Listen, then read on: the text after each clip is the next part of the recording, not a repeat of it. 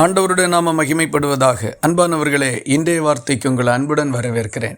இன்றைய தியானத்துக்காக யாக்கோபு எழுதின நிருபம் 5வது அதிகாரம் 17வது வசனத்தை வாசிக்க கேட்போம். எலியா என்பவன் நம்மை போல பாடுள்ள மனுஷனாய் இருந்தும் மழை பெய்யாதபடிக்கு கருத்தாய் ஜெபம் பண்ணினான். அப்பொழுது 3 வருஷமும் 6 மாதமும் பூமியின் மேல் மழை பெய்யவில்லை.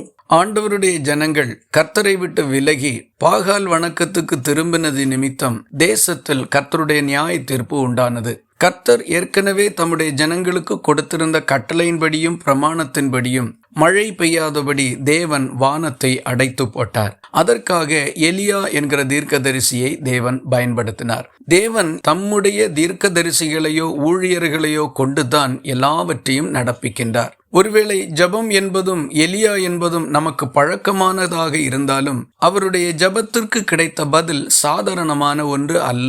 எப்படி என்றால் 3 வருஷமும் 6 மாதமும் பூமியின் மேல் மழை பெய்யாதபடிக்கு வானம் அடைக்கப்பட்டது. நாமும் ஒவ்வொரு நாளும் ஜெபிக்கின்றோம், எல்லா காரியங்களுக்காகவும் ஜெபிக்கின்றோம். குறிப்பாக பிரச்சனைக்கும் கஷ்டத்துக்கும் உரிய காரியங்களுக்காக அதிகமாக ஜெபிக்க நம்முடைய மனதை செலுத்துகின்றோம். சில நேரங்களில் நமக்கு பதில் கிடைக்கின்றது, சில நேரங்களில் பதில் கிடைக்காமல் போய்விடுகின்றது. காரணமும் நமக்கு புரிவதில்லை. இந்த வசனம் ஒரு ரகசியத்தை நமக்கு சொல்லுகின்றது. நம்முடைய ஜபங்கள் கருத்தானதாக இருக்க வேண்டும். வீண் வார்த்தைகளை அலப்புவதனாலோ அல்லது ஒரே காரியத்தை திரும்ப திரும்ப சொல்லிக் கொள்ளுவதனாலோ கண்ணீர் வடிக்கிறதுனாலோ அல்ல, கருத்தான ஜபத்திற்கு மிக மேன்மையான பதில் உண்டு.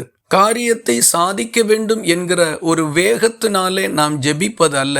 நம்முடைய ஜெபங்கள் நிதானம் உள்ளவைகளும் கருத்தாழம் உள்ளவைகளும் வேத வசனத்தையும் தேவனுடைய செயல்களையும் புரிந்து கொண்டவைகளாகவும் காணப்பட வேண்டும்.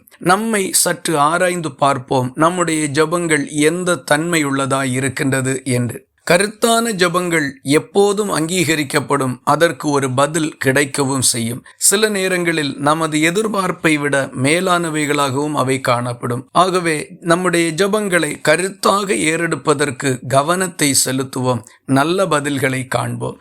இந்த வார்த்தைகள் இந்த நாள் முழுவதும் உங்களுக்கு ஒரு ஆசீர்வாதமாய் இருப்பதாக. ஜபிக்கலாமா? ஜபத்தை கேட்கிறவராகி எங்கள் நல்ல ஆண்டவரே, நாங்கள் உம்மை நன்றியோடு துதிக்கிறோம். எலியாவின் கருத்தான ஜபத்தை கேட்டு நீர் வானத்தை அடைத்து போட்டீர். அவர் கேட்டதை அப்படியே கொடுத்தீர். எங்கள் வாழ்க்கையிலையும் நாங்கள் கருத்தோடு ஜபிப்பதற்கு எங்களை ஒப்பு கொடுக்கின்றோம். மன தெளிவையும் நிதானத்தையும் தாரும். ஜபத்தை கேட்டதற்காக ஸ்தோத்திரம். இயேசு கிறிஸ்து மூலம் வேண்டிக் கொள்கிறோம் எங்கள் அன்புள்ள நல்ல பிதாவே, ஆமேன். கர்த்தர் தாமே உங்களை ஆசீர்வதிப்பாராக.